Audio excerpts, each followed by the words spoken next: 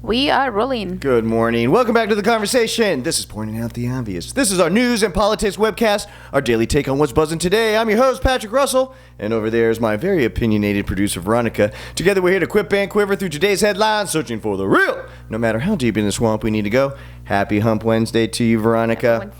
You know, I've been a Howard Stern fan for a very long time. He might be out of your wheelhouse. I mean, from the 80s and 90s. Growing up, I listened to that man on radio, and then moving on to Sirius satellite radio. I've been a huge follower of that guy. And everybody wants to think of Howard Stern as some provocative clown, right? That he has no idea what he's talking about, and he's just saying things just to get a rise out of people. But what the reality is that people that know and understand, Howard Stern's a very smart man. He's always been a very smart man, been a very acute business person, and has always made the right moves throughout his entire career in order to bolster his brand. I mean, he was one of the very first that understood how branding of your name, Howard Stern and the Howard Stern Show, become a money-making and a lucrative venture. And so he's really developed that into what we're seeing now in social media, as well as what we tend to see, obviously, in radio and in podcasts now.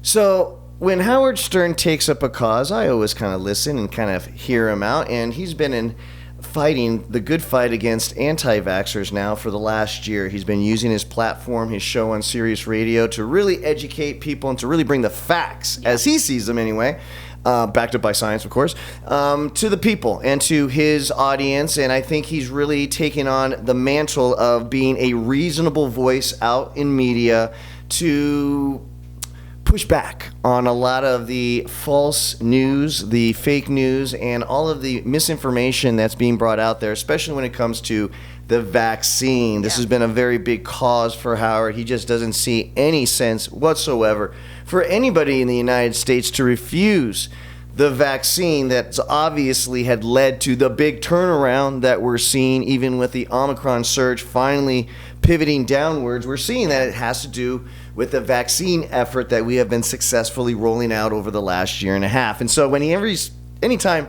Howard Stern comes across an anti-vaxxer, it really just ruffles his feathers.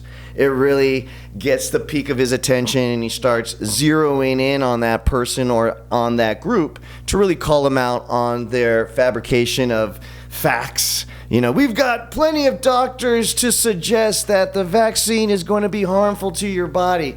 People like Meatloaf, people like even NBA star from the past, John Stockton, a Utah Jazz great point guard. He's even coming out and suggesting on his social media that he knows of personally over 100 professional athletes that have been harmed physically by the vaccine, which is, of course, nonsense. No names have been given. Of course, for privacy purposes, he can't reveal names, but he does know over 100, which has been a joke. But Meatloaf now, of course, as we know, has been in the news because he's recently passed away, the rocker. And he was a person that really pushed the anti-vaccination movement, and to the point where media reports have shown he contracted COVID-19. And more than likely, it will come out, but it looks like he probably passed away because of complications due to the COVID-19 infection, which, let's face it, if he just ended up getting a shot or two, he might be here today still singing his tunes. So from a younger generation's perspective, Veronica, how do you feel about, first, Howard Stern and his using his pulpit, if you will, to try to do some good for our country and try to push back even to the chagrin of his audience? Not everybody in his audience. He's got kind of a loudmouth, probably right-wing, red hat wearing crew. I mean, he's got a few people of those down in the South that really love Howard. He's got a big following everywhere. So even to his own detriment, he's still taking a stand for science. So let me ask you, from a younger generation's perspective, what do you feel is much more prevalent right now? Is it the voice of the anti-vaxxers, or is it the voice of common sense? How do you feel? Your thoughts?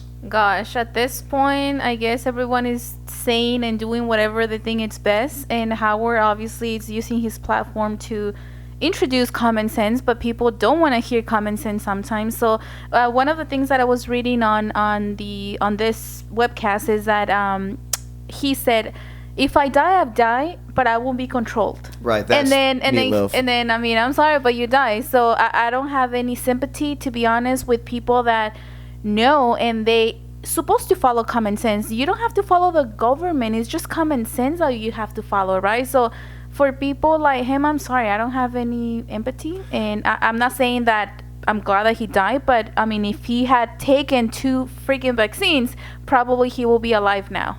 So Howard Stern is reaching out to Meatloaf's family, right? They will not agree. They will not ever say that it was because of COVID-19, and they will just blame it on something else because they will never agree that they were wrong. And even if that was the case, they will just cover it up with something else and then move on. Well, and I guess you answer my question then, because the idea that Howard Stern has is that he was reaching out to the family of the estate of Meatloaf and asking for them to come out and to correct a lot of the misinformation that Meatloaf have been putting out there publicly before his passing. But you already have made up your mind that there's no way in heck that they're going to be changing the story, and officially it'll never be COVID-19 was the reason of death. Okay, hear me out. Someone that doesn't listen to common sense, do you think they're going to come out and say, oh yes, we were wrong, and this is how he died? No, they were going to pretend, cover up, and then move on with that life, because even in their head they maybe believe that it wasn't that, even if the doctor is telling you, hey, this is what happened. I mean, that's how crazy people are.